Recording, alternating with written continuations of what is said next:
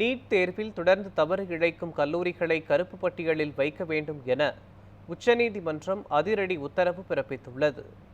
பட்ட மேற்படிப்பிற்கான நீட் தேர்வு முறைகேடு தொடர்பான வழக்கை விசாரித்த உச்சநீதிமன்றம் மாணவர் சேர்க்கையில் புறவாசல் வழியாக கல்லூரியை தேர்வு செய்யும் முறை உள்ளிட்ட தவறுகளை தடுக்க வழிகாட்டு நெறிமுறைகளை வெளியிட்டுள்ளது.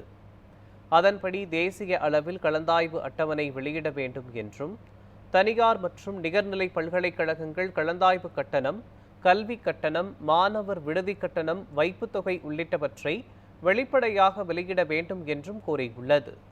தேசிய அளவில் கட்டண ஒழுங்குமுறை கட்டமைப்பை தேசிய மருத்துவ ஆணையம் நிறுவ வேண்டும் எனவும், இரண்டாவது சுற்று கலந்தாய்வு முடிந்த பின் அடுத்த கலந்தாய்வு தொடங்காமல் மாணவர்கள் வேறு கல்லூரிக்கு செல்வதற்கு அனுமதி வழங்க வேண்டும் எனவும் தெரிவித்துள்ளது. தவறிழைக்கும் கல்லூரிகளுக்கு கடுமையான தண்டனை விதிக்க வேண்டும் எனவும், தொடர்ந்து தவறு செய்யும் கல்லூரிகளை கருப்பு பட்டியலில் சேர்க்க வேண்டும் எனவும் உச்சநீதிமன்றம் கடுமையாக உத்தரவு பிறப்பித்துள்ளது.